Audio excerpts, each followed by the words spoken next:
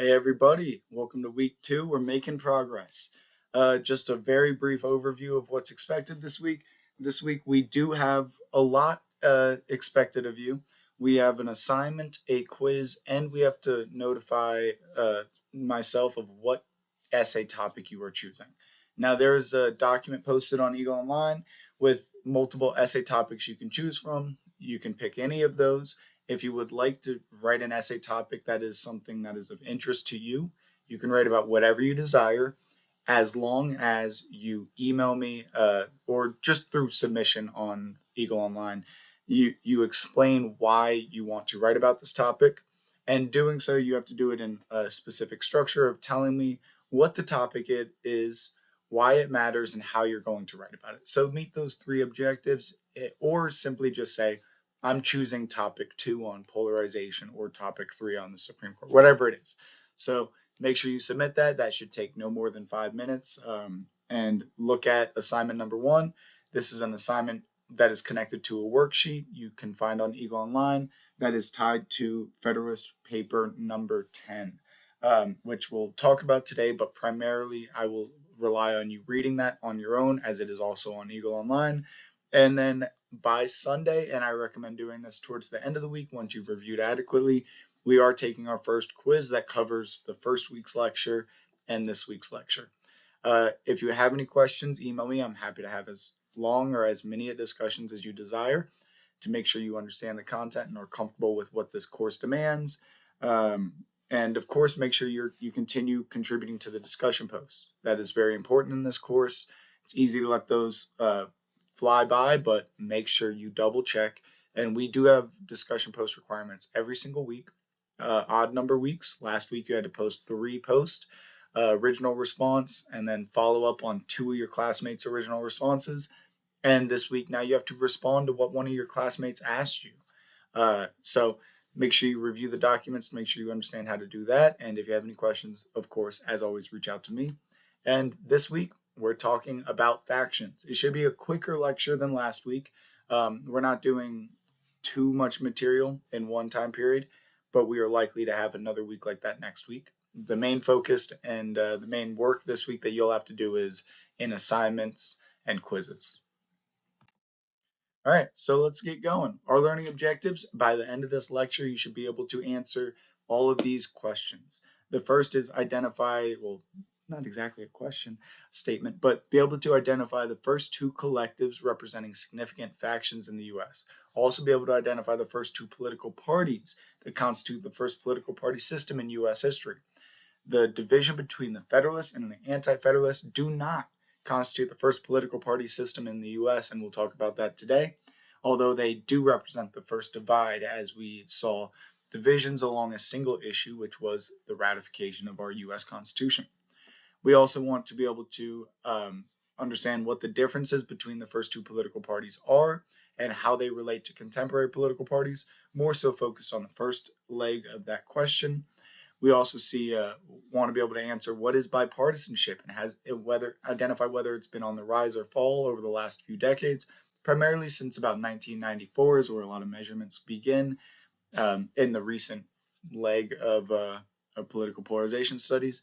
We're going to understand the significance and impact of the 12th Amendment, why it came to be, what it does, and we're going to look at 2 key terms among others, these consisting of party realignment and party de-alignment. So today, primarily focusing on the political landscape, how it's divided, and how it changes over time. So some key terms that are valuable in understanding before we really begin the lecture. I include this slide because I do mention some of these terms: tyranny, anarchy, authoritarianism, and I do want to provide a definition that we can consistently rely on when it comes to republicanism and liberalism, especially in relations to early American history, as it does not directly align with what we refer to what we summarize these terms as in contemporary politics. We're also going to understand some key terms regarding the economy. So tyranny. What is tyranny? And I should have had anarchy right under it, but tyranny and anarchy kind of reside on opposite sides of a single spectrum. Let me get this hand into the picture. So one side here, you have tyranny. This is a scenario where you have an absolutely cruel and oppressive government. Your government is in control of too much of your life. Your government has excessive power, and if you are into reading, if you read the book 18, I think it's 1884, um, you would probably I see a representation of a tyrannical government.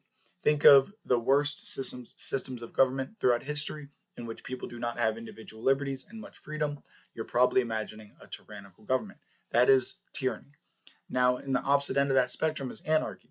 Anarchy is when a system has, well, it's when there is absolutely no system. It's when there is no government in existence. Think of the caveman days, every individual for themselves, no civil society, no collectives even. You are an individual and you are left to protect yourself exclusively. Now, those are two key terms we'll have to understand because they're aspects of what our founding fathers were fearful of the United States becoming.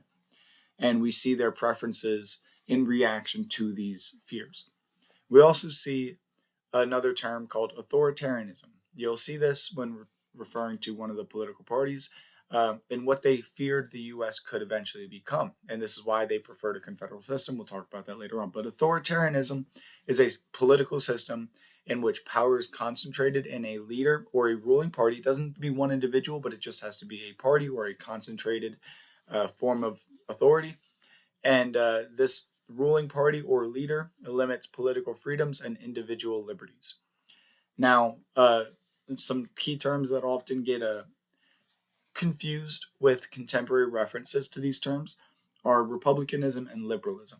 In today's lecture, especially, and in the text you're going to read, the Federalist Papers, you'll see these two terms.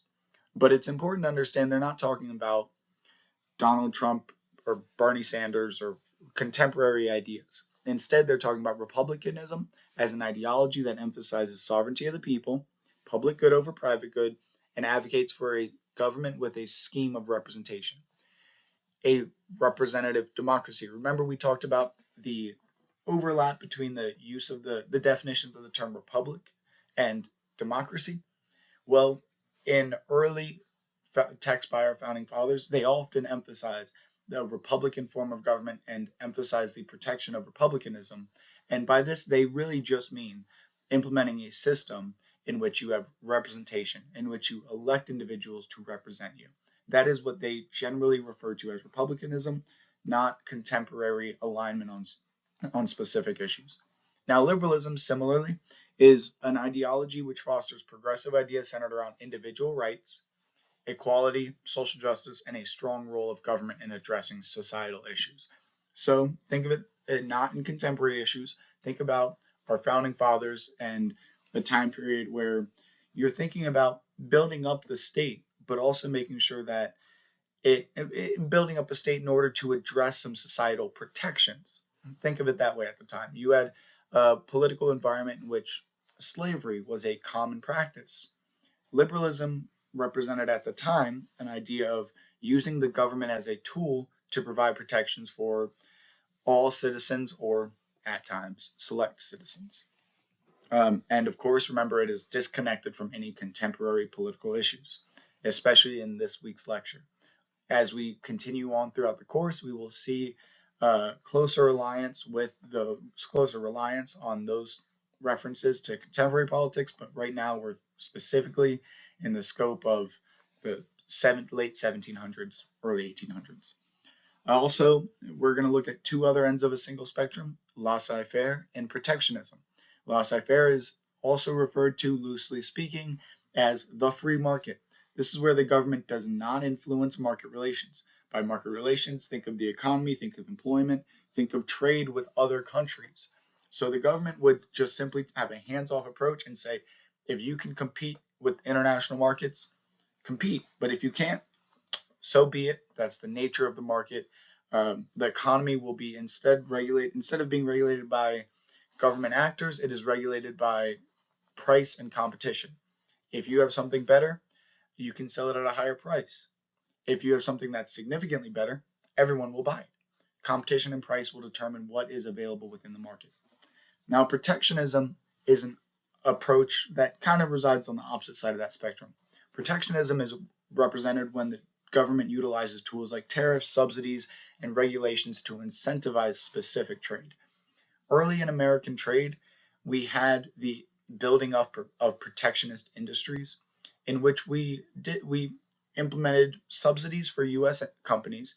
We implemented foreign tariffs and regulations that encouraged US consumers and foreign consumers to buy US produced goods, which was essential in early American history to building up infant industries and making sure that although we as a nation started at a much later date than many of our European and foreign competitors, were able to build up that industry in a short period of time to then compete. And of course, we are talking about these two approaches in historical terms and not in contemporary politics. And the final term I always like to provide this definition is the definition of liberty, and which is the greatest freedom of the individual that is consistent with the freedom of other individuals within the society. I I like to rephrase some things in my own words. It aligning with this definition, liberty is your ability to be and do whatever you want to be and do up until you impede your neighbor from being able to be and do whatever they desire to be and do. Now, this definition on the screen may be a little simpler and more accessible for you, but think of it as your ability to do whatever you desire up until you restrict others. Now, in this course and in political science at large, you will see the constant revisiting of this conflict between liberty and security. Our textbook explores this concept on pages 11 and 12, but throughout the course, we will see that states are often tasked with responding to national security threats, which is, think of anything like uh, a, a malicious military or a virus. You will have to have a state respond in one of two ways. They will have to guarantee the security of the state by restricting various liberties. You think of the virus example, restricting the liberties of individuals regarding mask mandates or vaccines for the sake of security. Think of a simpler issue of a military threat. Think of having a draft, taking individuals, say in their military affiliation, out of their hands for the sake of the state's security. There are multiple points along this spectrum of conflict, and you will often see that a state has to decide in any given moment between policies that prioritize liberty or security, but we will always in the United States have the protection of both. So these are some key terms that the next slides will rely on as we go through. So we talked about the Federalists and Anti-Federalists last week. That was about what we ended the lecture on, but we didn't really summarize if they were a political party or just two sides along a single issue. Well, they were not a political party. And why do I say that they did not constitute a political party? They were collectives that debated an issue and had two clear sides and were engaged in politics. Well, here are the three reasons why they were not a political party system, but instead just represented an early American divide. The first reason, there was no campaigning for the executive branch. By that I mean there was no campaigning for individuals within each political party to become president. We saw some gradual advocation for individuals to become president, but we did not see this along party lines, and we saw a significantly different electoral process at the time. So we'll go into this again in a moment, but this campaigning for the executive branch gradually began in the election of 1796, and it took a couple elections to really solidify the process. We also see the second reason being the executive branch was unaffected by the division. Who was the first president? Who was the president during the division between the Federalists and Anti-Federalists? Well, it was George Washington. And which side of the political divide did George Washington lie? Neither. George Washington was apartisan and did not align with either position and maintained neutrality during his entire presidency and political career. So, the leader of the executive office, the President of the United States, at the time did not identify as a Federalist or Anti-Federalist, further dismantling the political party system. And finally, the primary reason we see the Federalists and Anti-Federalists as a simple point of a division instead of a political party system is because the Anti-Federalists were simply an opposition group. They lacked an adequate party platform, as in they did not align with numerous other issues along a single political party allegiance. They were often very unorganized. We see this through the Anti-Federalist Papers. Remember, the Anti-Federalist Papers were written generally under the pseudonym Brutus, but not always, and were not always written by the same handful of individuals. And most importantly as well, we see that the Anti-Federalists, after the ratification of the Bill of Rights, dissolved and were dismantled and did not maintain any affiliation in federal political party politics and in federal politics. So we see the three primary reasons why the Federalists and Anti-Federalists did not constitute the first political party system and instead represent a divide along a single issue, the ratification of the U.S. Constitution.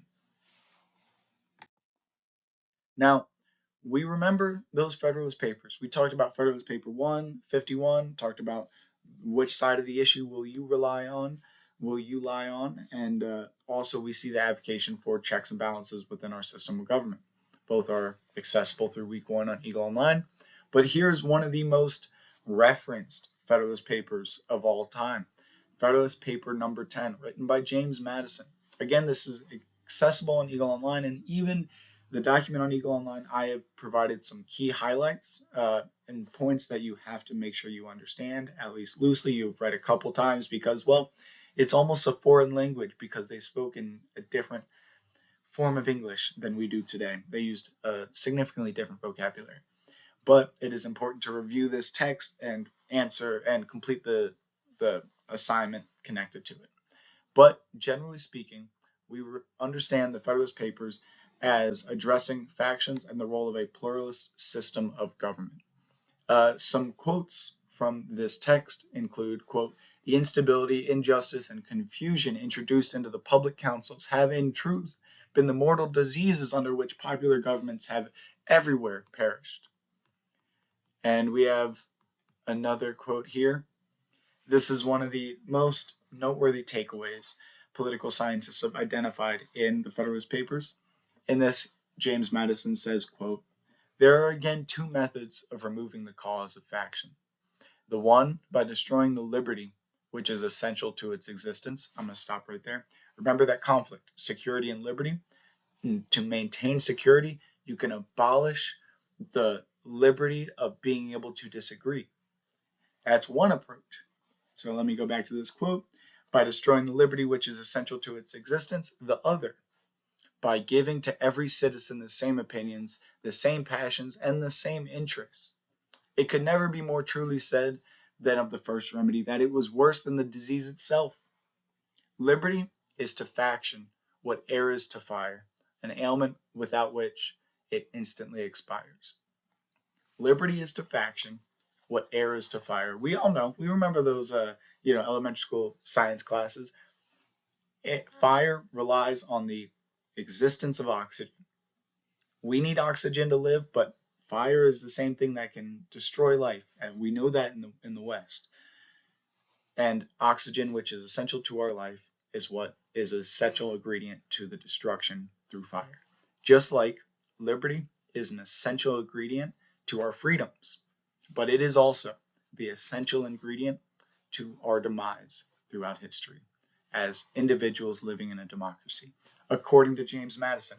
An interesting concept. What is one of the biggest threats in a democracy? It is democracy itself. And we need to understand and respond to the existence of factions in society, as it is the greatest threat to American democracy, according to James Madison. Now, why is Thomas Jefferson's name here? We were just talking about James Madison. Well, we're now beginning the discussion of the first political party system in the United States. We talked about briefly Federalist Paper 10, which addresses the idea of factions. Well, very quickly in the United States, we became a divided nation divided by two political parties, a system of political interaction which persisted to this very day. So on one side of this political spectrum resides Thomas Jefferson, a leader in a collective known as the Democratic Republicans. These are not the Democrats, nor are they the Republicans. These are the Democratic Republicans, oftentimes referred to as the Jeffersonian Republicans. They did not gradually transition to be either of the political parties we see today. We saw numerous dismantling and realignments. So we do not see a gradual transition. And please do not say that this is the Republican or Democratic Party. This is the Democratic Republicans. I know it's confusing, but we must remember them under the single name Democratic Republicans. So what did this collective identify with? Well, for one, they always prioritized local politics over federal politics. They prioritized state rights over federal powers. A lot of the anti-federalists aligned with the Jeffersonian Democratic Republicans at the time. So we see them prioritizing a weaker central government, just like the anti-federalists, and prioritizing state rights over federal powers. These individuals, similar to the anti-federalists, tended to come from the South, the rural areas. And that makes sense. Think of rural early American South as a population with very dense woods and small, unique, individualized populations scattered throughout them without immense amounts of communication. So it's rational that they would want the right to have different governance in each of those unique locations. The government of Virginia should look very different than the government of North Carolina, South Carolina, because they have different cultures at that time. So they prioritized a system of government in which state rights, culture, and individualism can dominate the regional politics. They also wanted the system because they were fearful of those terms we just talked about, tyranny and authoritarianism. They just rebelled against a British monarch, and they do not want to become another. They want to implement a system of government that has power originating from the rural populations, power originating from the individual, and then distributed upwards to the greater community. And they did this, they wanted this because they were fearful of that authority, that single authority, having excessive control and power. Now, how do we maintain this system in which we have local politics that is restricting any central authorities? Well, one way we can do that is by strictly interpreting our Constitution. Why would we strictly interpret the Constitution? Because it is important to know that in our founding fathers' time, our Constitution was primarily written, especially the Bill of Rights, as a document restricting our central government. It was a document giving clear restrictions to our central government. Now, a lot of the text grants powers to the central government. That is true. You have to clearly define the roles and responsibilities to also be able to clearly restrict them at the same time. So when we interpret our Constitution, it is a strict rule book, and any loose interpretations, according to Democratic Republicans, would enable the separation from what the text was originally intended. So strict interpretations maintain a system in which we do not expand the power of the central government.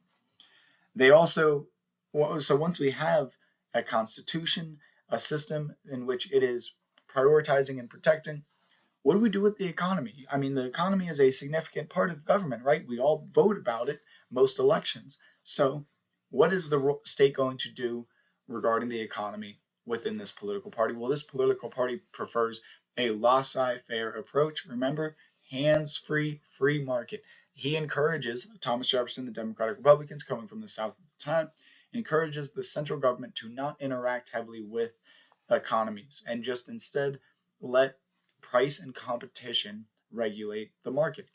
If we cannot compete with Europe and other foreign industries, so be it. We'll find places where we can compete. We'll specialize in certain industries and we'll thrive in whatever way we can naturally.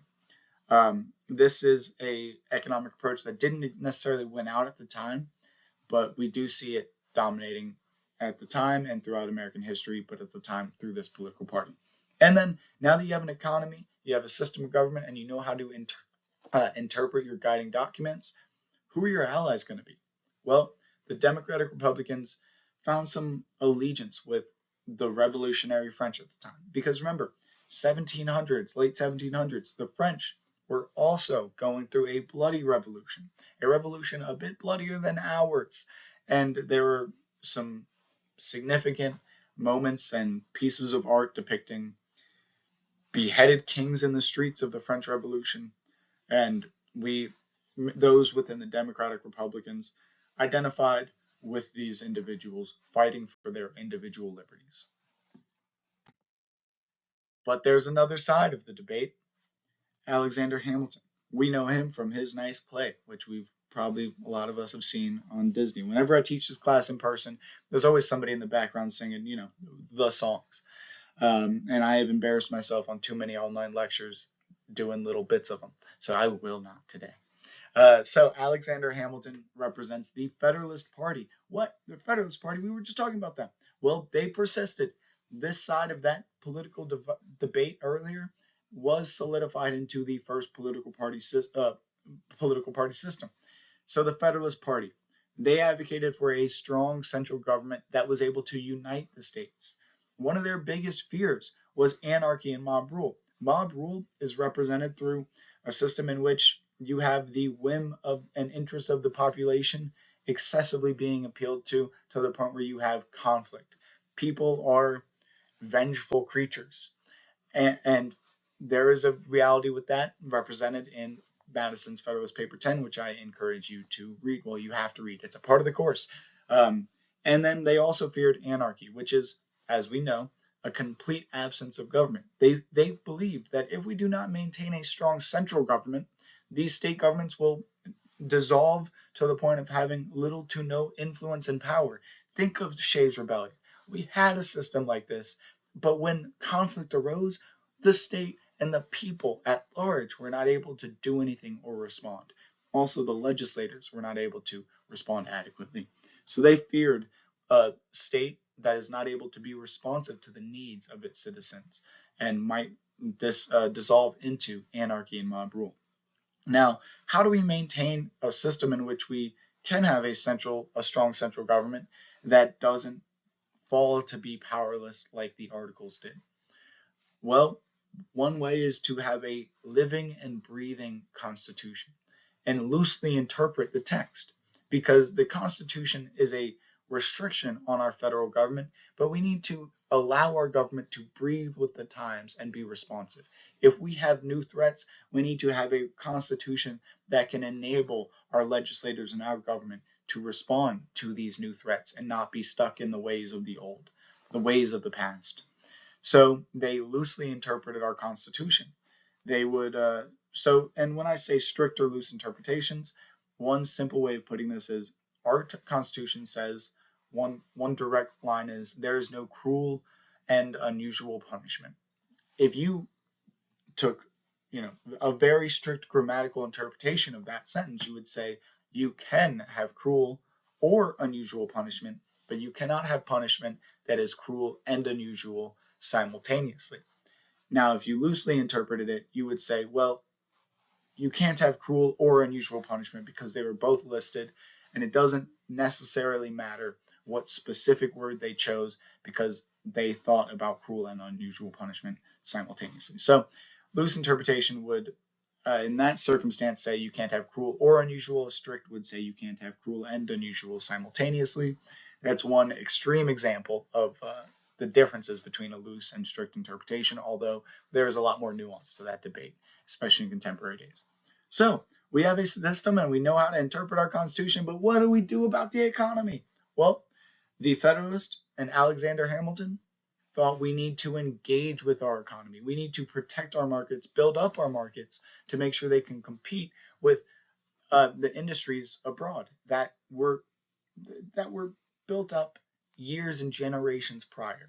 So one way we could do that is we implement tariffs on foreign goods, we subsidize domestic industries, and we maintain various regulations and encourage consumers to buy locally, and do so for a short period of time up until the industry itself has taken on the cost of building the factories, paying for the raw materials and paying those early laborers.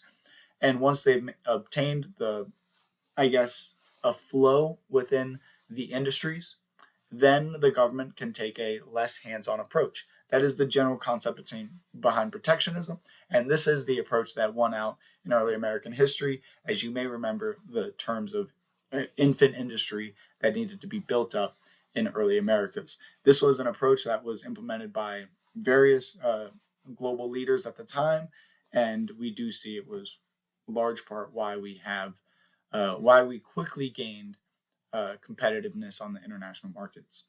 Now, protectionism and laissez-faire economic approaches are far more nuanced today, and this debate between these two approaches primarily is looking at the time period of the late 1700s, early 1800s. Now, once we have a nation and we know how to engage with our economy and interpret our constitutional text, we need to figure out what we do with this world of politics we're about to enter into. Well, the Federalists advocated for aligning with the British. Why? Because they were the dominant nation globally.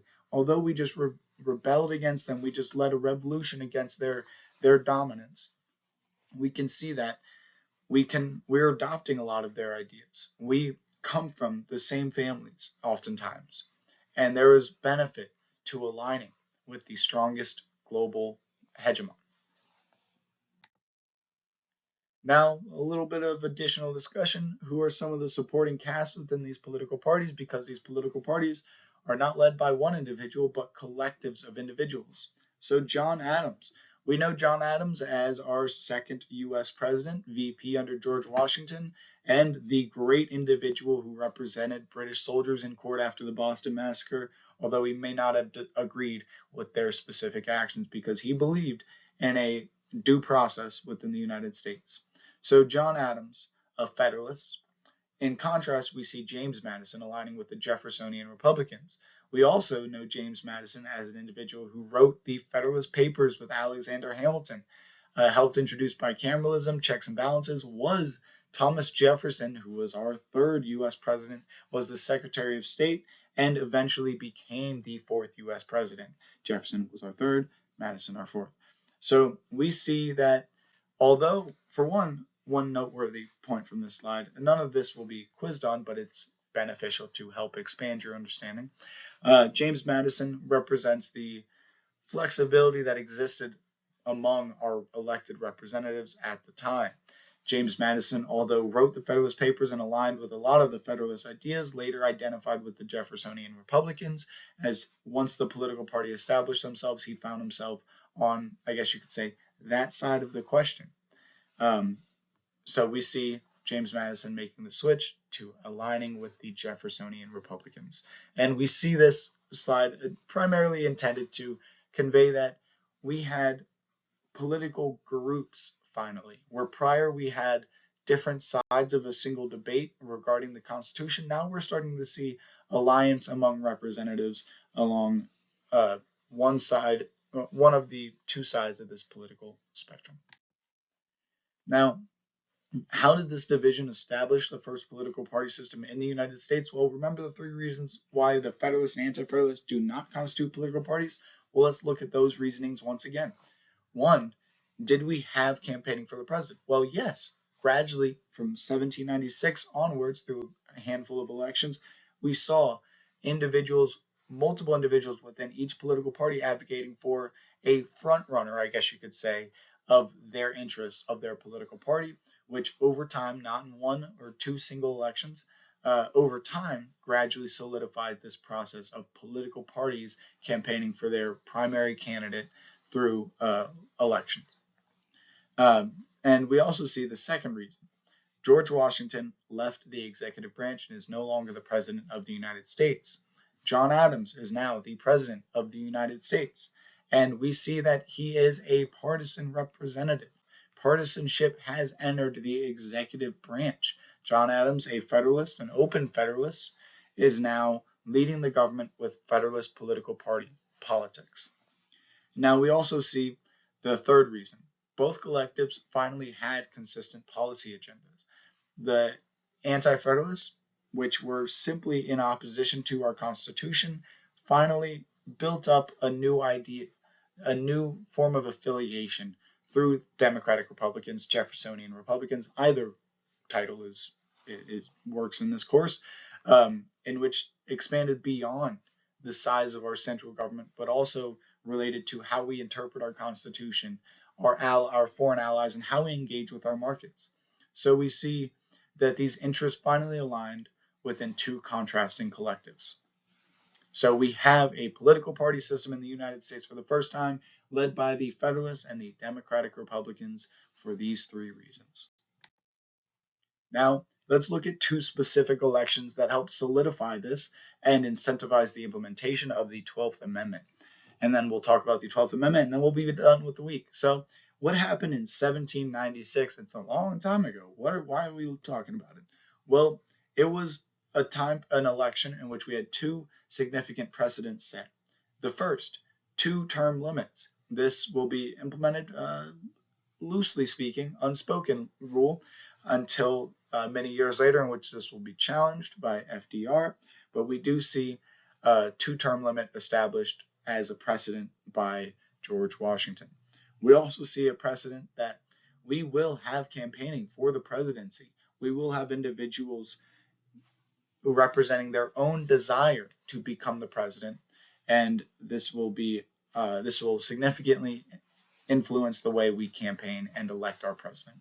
Now, this later on incentivized the creation of the 12th Amendment because, well, we had a weird result in this election. I think the best way to summarize this is to give you a contemporary example.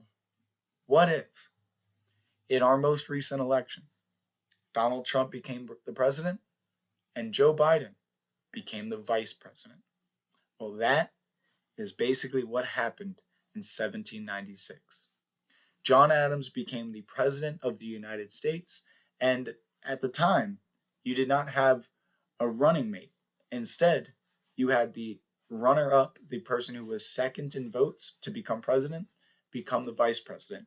The vice president was an individual who stood in political opposition of John Adams. That individual was Thomas Jefferson. And this resulted in a presidential period where the president was openly weakening the powers of the vice president, and the vice president was openly undermining the interests of the president. And we had an executive branch driven by conflict. So we see, due to the results of the 1796 election, we needed to change something. We can't have conflict in the executive branch. We have conflict in government. It can't be in the executive branch as well. We need a unified executive branch that can make action happen. Well, we implemented the 12th Amendment. We needed a little bit more of a push. That push is the election of the 1800. We'll go into that in just a second. But one final point about this election that's important to remember. In the first true election in American history, just over half of the states were allowing popular votes on any level. And when you look at the entire population of the United States, only 2.0% of the adult population voted in this election. The primary issues they were divided about were Jay Treaty and the federal bank. And we see just an interesting snapshot into this time in our history in which the democratic processes of the United States were not as accessible as they are today. And we see a period in which we're figuring out how we're going to go through these electoral processes. But the one thing we do know is that we must trust the electoral process at large. So here comes the election of 1800. The last election we had basically the result being Joe Biden and Donald Trump being president and vice president together. Of course, it was John Adams and Thomas Jefferson, but we had conflict led in the executive. That was difficult to address, but it's just the beginning of the issues that these elections will bring. The election of 1800 brought a new challenge. What happened? We could not agree. We had a tie on who the president should be. Not one tie, not two. We didn't get together a third time to cast a new ballot and then figure out who the president would be. We had to cast our ballots 36 times. 36 times. The votes were counted on who the president should be. and there was no winner. It was a tie between Thomas Jefferson and an individual named Aaron Burr, who you may know as the man who shot and killed Alexander Hamilton in a duel in the open public. Now, what are we going to do? Our elections are problematic at best. We're having people who disagree on foundational levels have to work together as president and vice president, and now we can't even figure out who the next president's going to be. We've tied 36 times. Well, okay, the 36th time we did finally come up with a winner. We did figure out who the next winner of this election should be. And that individual is the vice president of the time, Thomas Jefferson. One of the main reasons why Thomas Jefferson gained such significant traction, we're not going to go into this, but John Adams was at a point of public turmoil. He passed the Alien Seditions Act, restricting free speech in the United States, resulting in many people standing in opposition to him and his leadership in the future, resulting in Thomas Jefferson obtaining government and obtaining power of the executive branch. Now, just to put you into the time, I also want to remind you of the revolutions in France. There was changes in authority, changes in ideologies that are leading government. And in France and abroad throughout the entire world, we saw these regime changes also come with death, also come with violence. We saw beheadings in the public squares, but in the United States, we had an opportunity to do something different. John Adams is stepping down from the presidency and giving authority to his political rival, Thomas Jefferson. And instead of questioning this election, questioning the election in which we had 36 ties and which there was a great opportunity to challenge these results,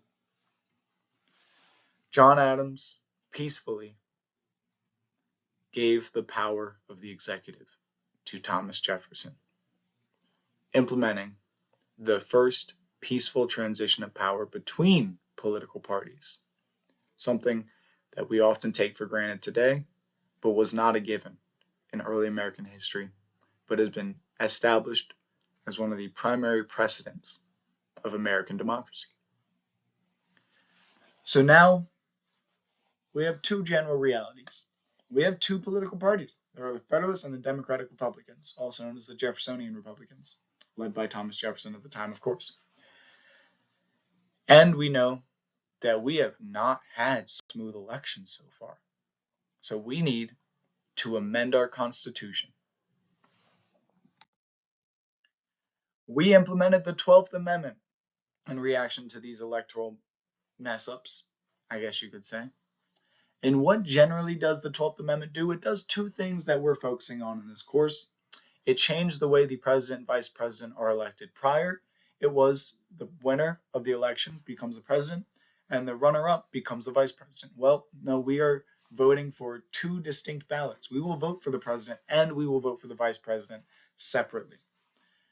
This resulted in, over time, running mates like we have today in electoral processes, but technically we do vote for the president and vice president on separate ballots, although we only mark one box in contemporary politics. It changed the process in which we vote for the president and vice president. Additionally, remember, we had more than one issue. This amendment also grants the House of Representatives as the body responsible for breaking a tie if there's a tie for the president. We will not have multiple votes for the president. We will not have a re-election, so to speak. Instead, we will have the House of Representatives, the elected body based on population, currently sitting at 435 members. We will have them vote for who the winner of the election will be. Now, this in contemporary politics would happen if we had a tie within the Electoral College, but not the general vote. And our 12th Amendment says, quote, "The electors shall meet in their respective states and vote by ballot for president and vice president. They shall name in their ballots the person voted for as president and distinct ballots the person voted for as vice president. We see that this changed the way we elect our president in the United States. Now, what have we been talking about this entire lecture? What have I been rambling on about? Well, if you put it into contemporary words, political scientists would summarize a lot of this as political polarization. Now, I'm not going to give you additional information, remember, about contemporary political polarization. We will have time to talk about this in more detail later on in this course. But what I do want to do is provide one definition and one objective truth and ask you two questions. So first, our definition, bipartisanship. Bipartisanship is the agreement between two opposing political parties. It is their ability to work together. Bipartisan bills are bills that have been voted yes by members of both political parties. Now, when we look at bipartisanship and how it influences political polarization in contemporary politics, we do see that based on Pew Research data and accessible national data trends, bipartisanship has decreased roughly 30% since 1989, revealing that political polarization has increased. Now, when you think about political politics, political polarization, and politics at large, ask yourself, do we view our political system or our political opponents as legitimate or rational? And maybe think deeply, reflect. Does exposure or did exposure in your past to opposition lead to lower levels of polarization between parties or you and others, or greater levels? Political polarization is something that is present in contemporary politics, and we will have the opportunity to discuss it later. I find this a very fascinating issue, as it addresses a reality where there is no right answer, but there are two different answers in one single system of government, one pluralist system of government. And we will talk about this later on in this course. Now, to end this lecture, how do political parties and political landscapes change? Well, through party realignment and party de-alignment, which relies on your party identification. One, party identification is your alignment with a political party, whether that's Democrat, Republican, Green, the political party of the birds, whatever it may be. Maybe you're such a diehard Knicks fan like me that you're creating a political party about it. That would be nice. I'd vote for you. So political identification is your alliance with any political party, whether that is one that is generally recognized through representation or one that is not.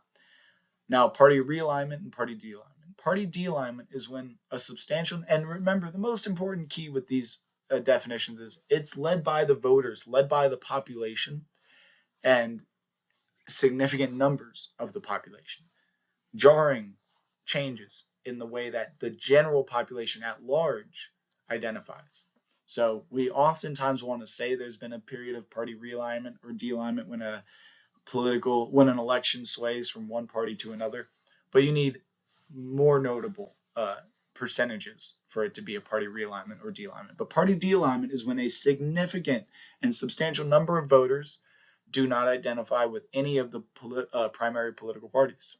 Now, party realignment is when a substantial number of voters switch party allegiance and produce long-term change in the political landscape. The actions of representatives in the political party have nothing to do with these definitions.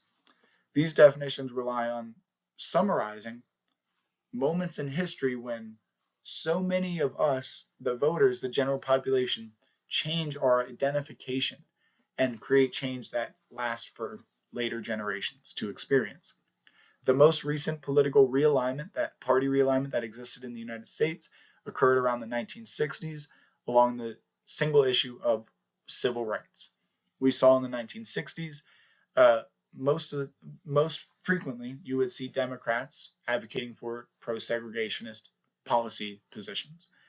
We also saw a third-party candidate, George Wallace, run on a pro-segregationist party platform, which led to a period of party de-alignment as I believe it was 16% of the population voted for George Wallace as a third-party candidate on this issue alone.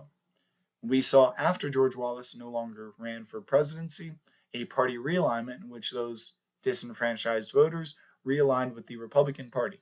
The often referred to as the Dixiecrat Democrats of the South no longer represented the pro-segregationist platform, and at the time were adapted by the Republican Party to represent that policy platform.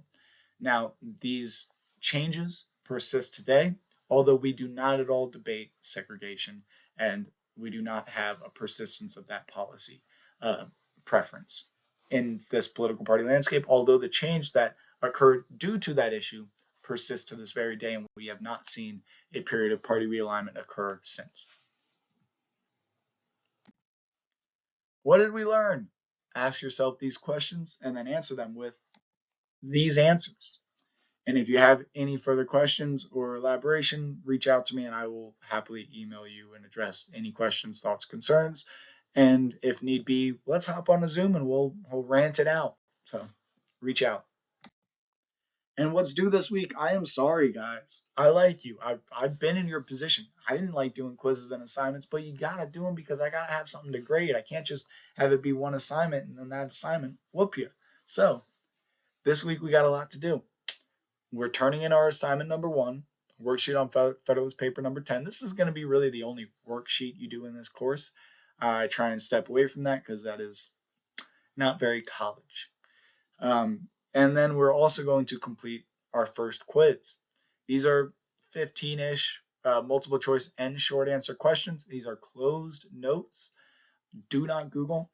There are multiple questions I ask with specific framing in which you Google the question, you will find the wrong answer. That is intentional. I often say, what is the answer based on the lecture? So make sure you keep an eye out for that. I will catch those who Google answers. I have caught a handful of students every single semester the last 3 years using Google and AI. Don't be slick. I got you. I'm going to catch you. So you're going to have to complete quiz number 1, the worksheet, and choose your essay topic. This is going to be the topic you're going to write your final essay on by the end of this course. Your writing will probably pick up in the second half of the semester, but this assignment will be due week 10. And it is going to be a 4 to 5 page essay. I promise you it is easier to write than you're thinking in this exact moment. And I am here to help you write it. I'm not here to quiz you on your ability to write, but help you gain more skills and strengthen your ability to write. So reach out to me with any questions. That's one I really strongly encourage you utilize your best tool, me, to complete this assignment. Also, you have to continue working on your discussion threads and go through the readings. The readings are connected to the worksheet, so you should already have to do that anyways. Again, I'm here to help, so please reach out. Don't think any question is dumb or whatever you could think. I'm happy to engage and work with you no matter what the issue is. So, and I also, I'm bored over here. I want to have some engagement, some people to talk to, some people to work with. So make my job more enjoyable by emailing me and engaging with me, and make your responsibility a lot easier by having assistance. So thank you guys. I hope the lectures aren't too long for you. They'll get a little longer in the future, and I am sorry, but we got 15 weeks of content, which realistically I could make 20 in any given semester that we have to do in 10 weeks. So thank you for bearing with me. Let's keep going. You got this. We got this. Thank you.